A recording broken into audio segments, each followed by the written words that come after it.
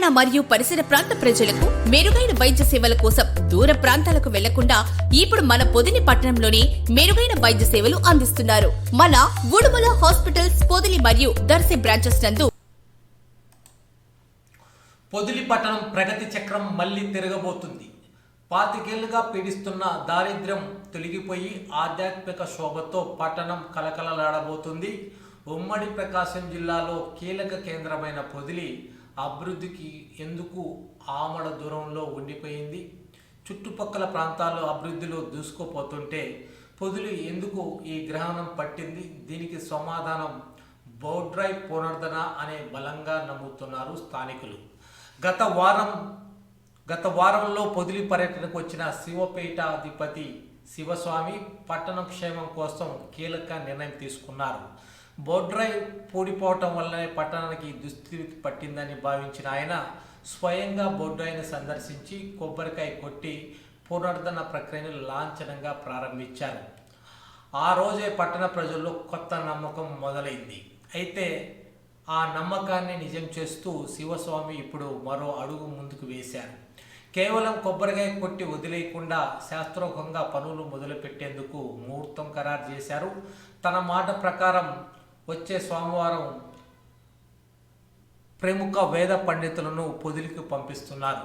బోర్డ్రై పునర్నిర్మాణం తీసుకోవాల్సిన చర్యలపై ఈ పండితుల బృందం క్షేత్రస్థాయిలో పరిశీలన జరపనుంది. 25 ఏళ్ల తర్వాత పొదిలి బోర్డ్రైకి శాస్త్రోక్తంగా పునర్వైభవం రాబోతుండటంతో ఇంకా పొదిలికి మంచి రోజులు వచ్చినట్టని ప్రజలు హర్షం వ్యక్తం చేస్తున్నారు. బోర్డ్రై పునరుద్ధరణ జరిగితే పట్టణంలోని అన్ని రంగాల అభివృద్ధి చెందుతుందని, ఆగిపోయిన పనులన్నీ పరుగులు తీస్తాయని సర్వత్రా చర్చ జరుగుతుంది. శివస్వామి సంకల్పంతో పొదిలి దశ తిరగబోతుంది. దశాబ్దాల కళ నెరవబోతుంది. మరిన్ని అప్డేట్ కోసం చూస్తూ ఉండండి మీ పొదిలి టైమ్స్. ఇప్పుడు నేను బయటకు వెళ్తున్నాను కదండి. నేను వెళ్ళేది రైట్గా బొడ్రాయి దగ్గరికి వెళ్తున్నానండి. వెళ్ళి అక్కడ కొబ్బరికాయ కొట్టేసి చక్కగా సంకల్పం చెప్తాను. ఎట్టి పరిస్థితిలో ఇందాక అధికార ప్రతినిధి భాస్కరరావు గారు వారి యొక్క స్థానిక పెద్దలు ఇది పార్టీలకు అతీతంగా మా యొక్క పొదిలి పట్టణానికి శ్రేయస్సునిచ్చేదిగా అని చెప్పి తెలియపరిచారు.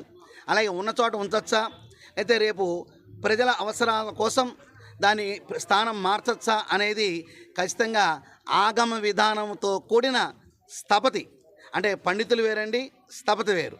స్థపతి యొక్క నిర్ణయం అది అగ్రస్థానంలో ఉంటుంది. పండితుల యొక్క నిర్ణయం, స్థానిక పండితుల నిర్ణయం కొంచెం వారి తెలిసి జ్ఞానం వరకు ఉంటుంది. కావున వారి స్థానిక పండితులు ఇందాక వ్యక్తారు, నేను విన్నాను కూడా. అయినా సరే వారికి దేవాదాయ ధర్మాలకు సంబంధించిన ఒక స్థపతిని వారికి మేము సూచనగా తెలియపరుస్తాం. వారు ఎలాగూ ప్రభుత్వంలో ఉన్న పెద్దలే కాబట్టి, వీరు కూడా ప్రభుత్వంలో ప్రముఖ స్థానంలో ఉన్నారు కాబట్టి వారి పిలుపుకు వారు వస్తారు. అది 4 కోడల్లో ఉంచడమా, పక్కన జరిపే సందర్భాలు బోర్డు ఉన్నాయండి. జరపకూడదనే లేదండి, అక్కడే ఉండాలనే లేదండి. ఇందాక నేను ఎందుకన్నానంటే, మేము వచ్చి అవసరమైతే ఖర్చు పెడతాను ఎందుకన్నానంటే, బొడ్రాయి తీయాలంటే భయపడతారండి. నేను సుమారుగా ఇప్పటికీ నేను పొద్దున మనకి తెలంగాణ బోర్డర్, ఆంధ్ర తెలంగాణ బోర్డర్ సత్తుపల్లి దగ్గర ఉన్న శివాపురంలో నా 510వ ప్రతిష్టా కార్యక్రమం పూర్తి చేశాను నిన్న పొద్దునే. కాబట్టి ఎక్కడైతే ఇబ్బందులు ఉన్నాయో, ఎక్కడైతే ఎవరి వల్ల ఇది కాదో, ఎక్కడ ఆగిపోయి ఉన్నాయో అది వెళ్ళి మేము కొబ్బరికాయ కొట్టంగానే ఆ పార్వతీ పరమేశ్వరులు లక్ష్మీనారాయణకి అనుగ్రహంతో ఇప్పటివరకు 510 దేవాలు 2000 కోట్లు మొత్తం పూర్తయిపోయినాయి. అక్కడ ఆగింది లేదు అక్కడ. కావున ఇది గొప్పతనం నాదేం కాదండి. అంతఃకరణ శుద్ధి ఎవరికి ఉంటుందో వారు ఏ పని చేసినా శుభమే ఉంటుంది.